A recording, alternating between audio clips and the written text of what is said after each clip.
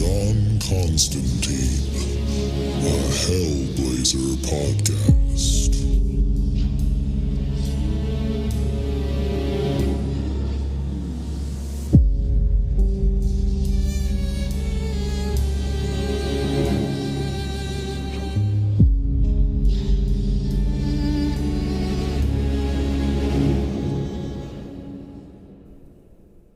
Hey there, everybody, and welcome back. Before we get into the episode, just want to let you know that this is the free version of the podcast, and all that means is that we are way behind where I'm at in Patreon. So if you are loving this podcast and you need more John Constantine in your life, definitely go check us out at patreon.com/planes, trains, and comic books and sign up for the Hellblazer tier, where you'll get access to the entire Hellblazer library that I've recorded so far. And also you'll get access to the exclusive episodes of the Planes, Trains, and Comic Books main podcast. So if any of that sounds good to you, definitely go over to patreon.com/planes, trains, and comic books, all one word, and sign up there. And with that out of the way, let's get into the issue. Hey there, everybody. Welcome back. Today we are reading Hellblazer number 42, but a little recap on what's been going on. So we have just finished the Jamie Delano run of Hellblazer. That's issues 1 through 40. At the end of that run, we learned that all the bad stuff that had been going on in John's life was due to a curse, and he was able to overcome that curse, and it seemed like his life was going to be on the upturn until last issue, which is the first issue of Garth Ennis' run, where we find out that John Constantine has cancer.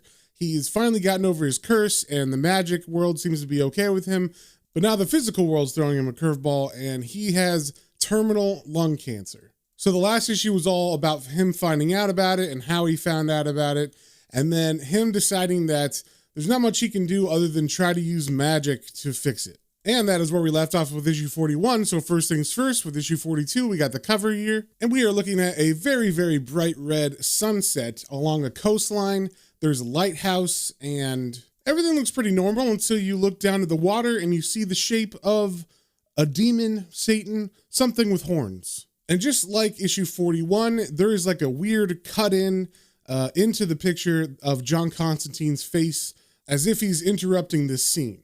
And we also see that this issue was written by Garth Ennis with art by Will Simpson and inks by Mark Pennington. And we start off on the first page, and John Constantine is getting seasick. He is on a ferry and he's sitting at a table by himself watching the other passengers.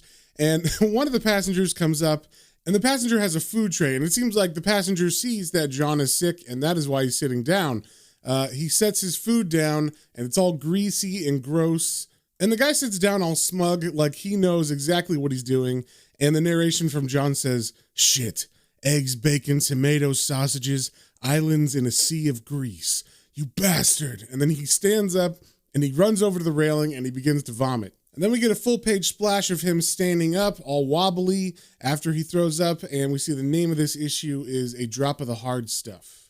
And when we go to the next page, we see that the ferry has arrived at its destination, which is Ireland. And as John disembarks, his narration says, "Haven't been in Ireland since '83, and that was the last time I saw Brendan Finn too. I'd actually forgotten about the old nutter until I started thinking about who could help me with my problem, the sodding lung cancer." He sounded a bit under the weather on the phone. Glad to hear from me, though. I didn't tell him what I wanted then, but he said he needed a favor anyway. So off we go again on the magical mystery tour. I could do with a bit of magic right now. Gotta be better than chemotherapy.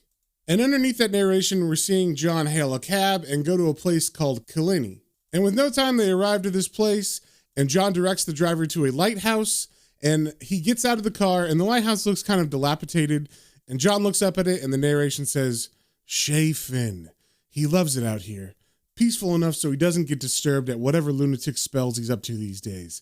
I'll bet the place is full of booze too, just as it always was." So John goes up to the door and he knocks on it, and instantly his buddy Brendan opens it and says, "Ah, John, how's it going?" And as John walks in, Brendan says, "I thought you'd arrive before dinner, but there's time for a drink first."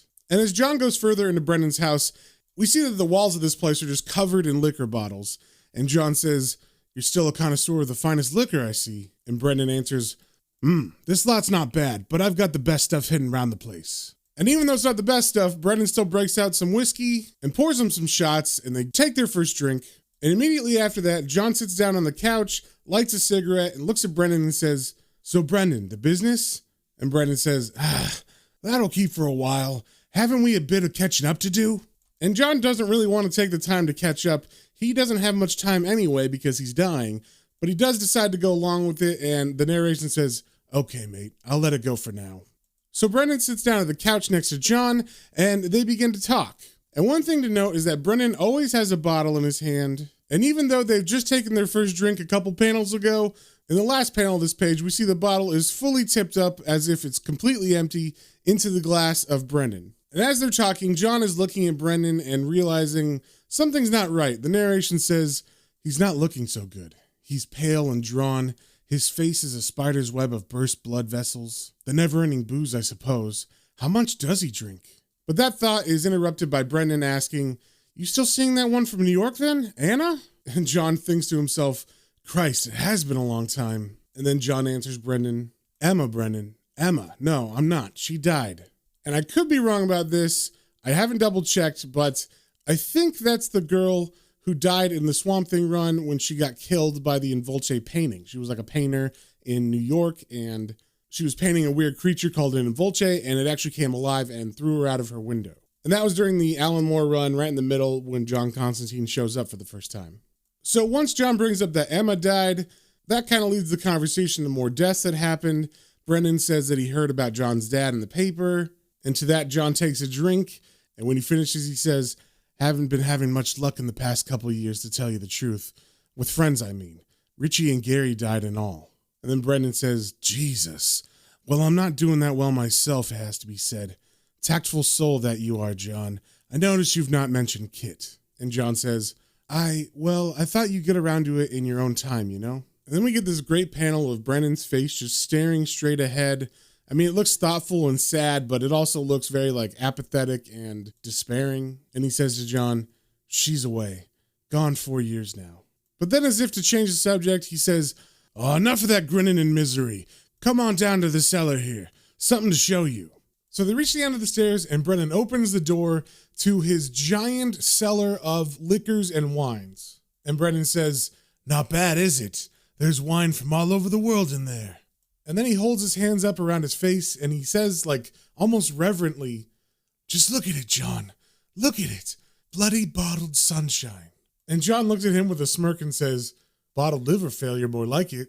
And to this, Brendan does a mock prayer to God and says, forgive him, Lord, for he knows not what a Philistine he is. And then Brendan walks over to a keg in the wall and he picks it up like it's nothing. So it's kind of like a false keg that's there. And it was in front of a trap door. And Brendan continues, in all seriousness though, John, this means something to me. Look, you've got your magic and your trickery and your scams, and I know you love it. Just seeing how much you can get off with each time. You live for it, right? It's almost like a religion for you. I used to be the same, sure, but I got tired of it. It costs you more as you get older, and you're wondering if it's worth the bother. So I stopped the magic, and I found a religion of my own. You think about it now. When you're gathered around a table in a pub with good friends and good drink and good chat, why in the name of God would you want to go to church? And the whole time he's saying this, he's walking around, he's opening that trap door, he's getting a couple things, and then he's leading John through the trap door, down a ladder, and into a very dark tunnel. And Brendan turns on a flashlight, and we see the tunnel has those mine supports of wood that go around the outsides of it. And he says, I found this wee cave here not long after I bought the tower. Well, to be honest, I was rightly one night and I fell through the bloody floor, but you know what I mean. I did all the work myself. I wasn't about to let some construction worker in on what I'd found, was I? And as they're walking, John's face looks more and more concerned. There doesn't seem to be an end to this blackness. But eventually they do reach the end. And as they do, Brendan turns on a light switch because apparently he ran power down here. And it illuminates a giant room that's got stone carved walls, and the floor looks like cut stones that have been set in a nice pattern. And in the center of the room is a pool of water. So as they walk in, Brendan says, I checked up on the manuscripts in the Trinity Library, and it appears old St. Patrick stopped here on his travels. Would you believe? He must have blessed it as a shrine, John. It's holy water. So John walks into the room, and he goes over to the pool, and he puts his hand in it, and I guess he can confirm by just touch that this is in fact holy water. And as he's doing that, Brendan is in the background, and he's setting up some kind of altar, and then Constantine goes over to see what he's doing. And Brendan is drawing on this altar a pentagram, and he's putting candles at each of the 5 points of the pentagram. And when John sees this, he's like, what? Jesus, what the hell are you up to, Brendan? And Brendan says, keep your hair on. Make yourself useful and open that bottle. And surprisingly, John does go over and listen to what he says. He goes to the bottle and he begins to open it. And the narration for John says, I've had more to drink than I thought, or I wouldn't be going along with this. Fairly simple changing spell from the sound of things. It keeps going as long as the candles do. So Brendan finishes his spell, whatever it was, and they stand in front of the pool and John looks at it and goes, what's all that? And Brendan looks at him with a smile and says, shush now. We'll save the wine for later, I think. Make a nice chaser. And then Brendan goes over to a box that looks very fancy, but he pulls out 2 pint glasses. And John's still not quite sure what's going on. He says, chaser? And then Brendan takes the pint glasses and goes over to the pool of holy water in the middle of the room. But the water has changed. It is now brown. It looks frothy. And Brendan bends down and fills up the pint glasses and he says, Jesus changed it into wine, but I've got all the wine I could ever want. And we are an island after all. So basically, Brendan has done a spell to change this holy water into a holy Guinness. So he hands John the pint, and John says, I don't believe it, you sodding cheeky bastard. Stop the magic, my arse. And by the time John finishes that sentence, Brendan has already drank the first pint, and he looks at John and he says, typical Englishman, talking when he could be drinking. Try your pint, son. And as John drinks it, we get some amazing narration that makes me want to drink a Guinness. It's so good. But the narration says, perfect. It's perfect. The black and the white are parted by a razor blade slash of pure genius. And the whole thing slides down like cream, sharp and smooth in liquid symphony as the taste rolls over the back of my throat. Feels like heaven. And as John finishes, Brendan looks at him with a smirk and says, good? And John says, good? Brendan, it's the best I've ever tasted. Get us another, will you? Have one yourself while you're at it. So as Brendan gets a second glass for them, John walks over to Brendan and says, gorgeous as it is, mate, you must be off your head. I mean, magic's not meant for this. You'll get yourself in trouble. And as Brendan hands John the second pint, Brendan says, so what is magic for, would you tell me? Come on, like the devil will come to get me for making a magic stout. And then we turn the page and it just cuts to John and Brendan on the floor, drunk off their ass. And the narration says, 7 or 8 pints. Feels like a dozen. Loosens the tongue a bit. And John is talking to Brendan and he's telling him everything that's going on. And he says, and I thought you might know a way of getting out of it. I'm not all that keen on stuffing it, mate. And then Brendan looks at him and says, You want me to, you think I might know some spell or something? Cure cancer? And John says, that's it, all right. And then Brendan gives a little chuckle, and then he looks at John and he gives him a tap on the cheek like a soft punch. And John's like, what? And then Brendan begins to laugh maniacally. And this pisses John off, so he yells, what the hell's so bloody funny? I'm sodding dying. And Brendan stops laughing when he sees this and he says, John, dear God, John, you want me to save you with magic, right? Cure your cancer? And then he looks at John with kind of like a sad, serious face and he says, John, old son, I was going to ask the same thing of you. I'm dying, mate. The liver's packing up on me. Probably tonight. And then we cut to them drunk off their ass, maybe a half hour later. I don't know. They just continue to drink after this moment. And we see that Brendan is like singing and John can barely stand and he's leaning on Brendan, like practically hanging off of him. And the narration says, that does it, of course. All we can do now is get rat-arsed and to hell with a lot of it. I'm dying, Brendan's dying, I can't help him, he can't help me, and God help both of us if he can be bothered. I pinned all my hopes on Brendan, and I'm sure he did the same thing with me. And what a waste of time it all turned out as. And thank Christ we did it, because I'm pissed and I'm happy with my mate. Thank bloody Christ. So sometime after Brendan is done singing and John gets a little bit more on his feet, Brendan looks at John and says, right then, time for another? And John says, I'll do my best, Brendan. I'll do my best. So Brendan gets another pint for them, and he says, you will indeed. You'll have one more pint of perfect stout with me before I go, John Constantine. Cheers. And they both slam the last pint, and then Brendan kind of leans against a wall and begins to sit down, and he says, I'll have a wee sit down, John. Bit tired, you know. You, can let yourself out, can't you? And then John walks over to give Brendan a bro handshake, and as they do, Brendan says, see you soon. So it seems that Brendan has spent all night with his best friend John drinking himself to death, knowing that he was about to die from liver cancer. And this is confirmed on the next page as John walks out of that cellar, and the narration says, "I'm drunk and dying. I've just lost another friend." And then he walks up the second set of stairs out of the wine cellar area and is going into the living room, and he says, "Jesus, I'm really drunk. Maybe lie down. I'm glad it happened the way it did. Good way to say goodbye. As the man himself said, why would you want to go to church? I hope he's happy wherever he..." And then his thoughts are interrupted by something. It's a feeling he gets because the narration says, "Hair standing up on the back of my neck, needles creeping along my spine, and the smell. Jesus, the smell. I want out of here now. Oh, Jesus, I want out, but it's too late." And John thinks this right as he's about to exit the front door. But before he can get there, the door swings open and there's a man standing there. And he's a very dapper looking man. He's got a black suit on, but there's a light behind his head which kind of gives him a halo. And the guy just stares at John as John stares back at him. No words are being said until the dapper man says, "It isn't necessary that you would invite me in, but it would be simple decorum."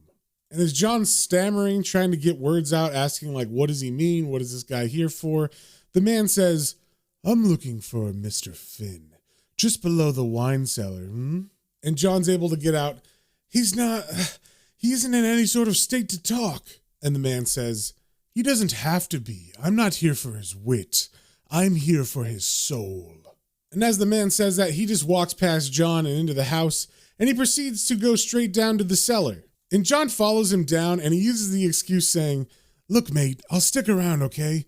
I don't know what the deal is, but I want to see it's all done properly." And then the man opens the trap door that he knew was there and walks down into that tunnel area below. And as he does, he says, "Naturally, what else would one expect from John Constantine?" And to this, John says, You know me?" And the man says, "Of course.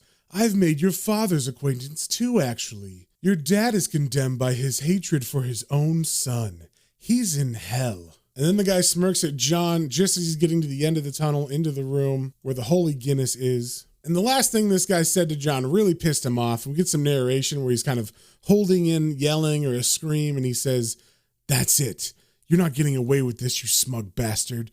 One way or another, you got my friends and you got my dad, but not Brendan. Not this one. This one deserves to get away, and he will. Drunk as I am, I'll see to it. You'll be sorry you pissed me about, you piece of shit." And in that last bit of narration, the panel switches from him being angry to him getting an evil smile on his face. So the man walks over to Brendan, who is dead on the floor, and he explains to Constantine the arrangement that he had with Brendan. He says, "Essentially, the arrangement was that Brendan Finn would gain the expertise and power to amass a collection of the finest drink ever tasted. I think you'll agree he did precisely that." And John says, "And you get his soul in return?" And the man answers, "Indeed, a rather old-fashioned arrangement, but he was an old-fashioned man. It appealed in a nostalgic way, I suppose. There was one little clause, though. Mr. Finn insisted that I take his soul by midnight on the day he died. If I didn't, the whole arrangement would be null and void, and he could go to heaven. I imagine he thought himself a great man indeed to bargain with the devil." And right after the man said that he needed to take the soul before midnight, John checks his watch and sees where it is, and it's not midnight yet. There's 10 minutes left. The man continues to speak. "That appealed too, and I indulged him, if only to sweeten the deal. A little extra incentive. I'm sure he dreamed of somehow outsmarting me. Many mortals think that way, I'm sure you're aware. But they don't outsmart me, and I'll tell you why. They're mortal. And to be mortal is to be stupid, proud, conceited, and ultimately pathetic." And he looks down at Brendan's body and says, "And there's nothing more pathetic than a drunkard." So during the speech, John has been thinking. He's come up with a plan. We don't really know it yet, but we know he's got something up his sleeve because he walks over to the Holy Guinness and gets a couple pints and says, 5 to midnight, mate. I've had a bit of an idea. Brendan there, he was really just an old piss artist. Pathetic, like you said. He thought he was king of the drinkers. Been there, seen it, drunk it, you know? So how about you and me have a drink here, yeah? Over his carcass. I've always wanted to have a drink with the devil, and old Brennan's gonna feel pretty stupid when he gets to hell and you tell him I pulled off the ultimate boozing feat. I'll have put his whole stupid life in the shade in 1 minute flat. And the dapper man looks at Constantine and says, Mr. Constantine, you are sly. A drink with the devil is nothing less than you deserve. And the best thing about this is, John's got something up his sleeve, so John drinks to his good health. They clink their glasses, they drink it down. We see John is making sure that the man drinks the entire glass. And when the man is finished, he says, Splendid. So that's what the old fool was up to, Magic stout. And then John wipes his mouth and he says, yeah, the candles keep the spell going, you see. It stops the stout from changing back to holy water. And the man goes, really? And then he realizes what he just heard and he says, what? And then John, with the biggest shit-eating grin on his face, kicks the altar table over and the candles fall on the ground and they go out. And that means that the stout that the man has just drunk has turned back into holy water inside of him. And I think they only said it once, but this is definitely supposed to be like a demon or the devil. So once the candles go out, like the instant they go out, all of a sudden he's screaming in agony because the holy water inside of him is burning him from the inside out. And John is having a blast watching this. He's got a very evil smile on his face. So he picks up a wine bottle that was in there and he walks over to the devil who's writhing in agony and he says, oh yeah, we never drank the wine, did we? And then he smashes the bottle on the stone wall and he walks over to the devil who has like a melted line from his stomach to his esophagus now. And he's still writhing in pain. So his body's still alive, but you can see his rib cage. You can see his stomach and intestines and everything, but they're like liquefied. And John takes the broken bottle and he says, good year, 1920. Here's to you, asshole. And he hits the demon in the face with the broken bottle. And the demon flies backwards and he lands in the pool of holy water. And then the devil just completely dissolves in that water. We see some blood possibly floating on the surface, but I'm assuming it will just dissolve away as it's burned by the holy water. So John, being pretty pleased with himself, gets his jacket on and he stares at the pool and the narration says, gone. Back to hell, howling and blubbering like a big bloody kid. And that's what happens when you're stupid, proud, conceited, and ultimately pathetic. And then he looks down at his watch and sees that there is a minute past midnight and the narration says, I did it. I did it, mate. Your arse is out of the fire. Your soul too. And John looks down at Brennan, smiling. And Brennan kind of has like a peaceful smile on his face too. And as John leaves, the narration says, somewhere far away there's a clink of glasses. For a moment I had felt young again, like the booze had brought back the Constantine that used to be. The bastard who strutted about the place like he was king, just throwing down the gauntlet. And because I was drunk, I just lifted it and shoved it up his arrogant arse. But I'm in trouble. He'll be flaming mad down there, and what he'll do to me when I show up doesn't even bear thinking about. Before this, I didn't want to die. Now I don't dare. No more pissing about then. Time to get serious or desperate, depending on your point of view. And as John leaves Brendan's house, he takes a bottle of nice whiskey, and he walks out down the road and into the shadowy night. And that is the end of the issue. And I gotta say, this right here is one of my favorite Hellblazer issues of all time. Garth Ennis really nails like the attitude of John in this, and I love the way that he's able to trick the devil and also save his friend's soul at the same time. So if you have any comments, questions, or suggestions, you can email me at planetrainsandcomicbooks, all one word, @gmail.com, and we will see you on the next one.